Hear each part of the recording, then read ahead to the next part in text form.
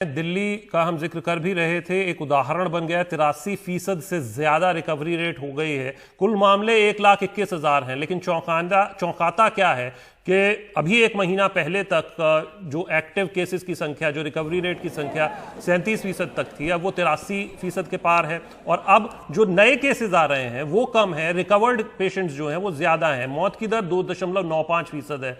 तो ये अच्छी बात है दिल्ली से जुड़ी। शरद शर्मा है हमारे साथ इस बारे में ज्यादा बात करने के लिए, सीधे उनके पास चलते हैं। शरद, आजकल जरा जब आंकड़े सामने आते हैं तो उस पर थोड़ा सा शक सा होता है कि आजकल आंकड़ों की बाजीगरी बहुत होती है।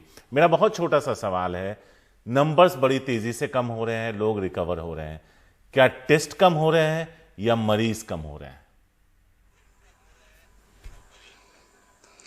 देखिए, जो रिकवरी ज्यादा दिखाई दे रही है वो उसका एक कारण ये भी है कि पिछले कुछ दिनों में जो नए केस आ रहे हैं वो कम हैं और उससे पहले जो केस आ रहे थे वो ज्यादा थे। तो जो पहले एडमिट हुए हैं जो ज्यादा थे वो डिस्चार्ज हो रहे हैं, तो इस वजह से भी और जो नए केस अब आ रहे हैं वो केस कम हैं, तो उस वजह से भी जो डेटा है उसमें दिखाई दे रहा है कि कुल संक्रमितों की संख्या जो है वो 1,21,000 जरूर है, लेकिन 1,01,000 लोग जो हैं वो ठीक भी हो चुके हैं। तो ये राहत देने वाला आंकड़ा तो है। लेकिन अगर हम टेस्ट को देखें तो रोजाना 20,000 से ऊपर दिल्ली के अंदर टेस्ट हो रहे हैं।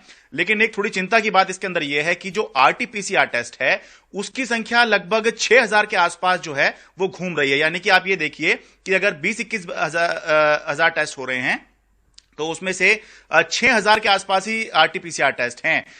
आरटीपीसीआर टेस्ट जो होता है ये कंफर्मेटरी टेस्ट होता है, यानी कि ये बहुत रिलायबल होता है। अगर 14-15 हजार टेस्ट डेली एंटीजन टेस्ट हो रहे हैं जो कि 15 मिनट में नतीजा आ जाता है, वो कोई बहुत अच्छा टेस्ट नहीं माना जाता है, बहुत रिलायबल नहीं माना जाता है।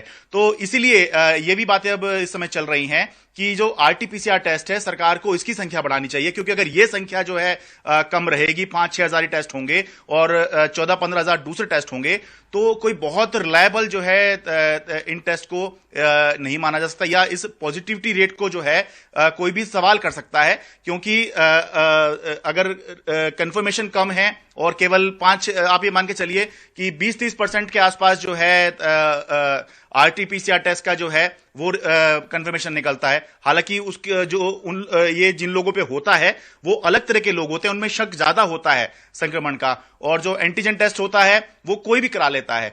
तो जरूरी है कि आरटीपीसीआर टेस्ट जो हैं, जो कंफर्मेशन वाले हैं, जिन पर सवाल आसानी से नहीं उठाया जा सकता, वो टेस्ट ज्यादा हो, तब जो है और ये जो डेटा है वो रिलायबल माना जाएगा। लेकिन फिलहाल अच्छी बात यही है कि नए केसेस जो हैं वो फिलहाल कम दिखाई दे रहे हैं और अस्पतालों में जो ज्यादातर बेड हैं वो खाली फिलहाल पड़े हुए हैं। लेकिन शरद की बात में मैं ऐड कर देता हूं कि रैपिड एंटीजन टेस्ट जो होते हैं वो उन एरियाज में किया जाता है। शरद ने एक बात अच्छी बात बताई कि वो कम्युनिटी टेस्टिंग के लिए होता है, तो इसलिए वहां पर जल्दी जल्दी से नतीजे पता लग सकते हैं, जहां पर पता लगाया जा सके कि क्या यहां पर संक्रमण है।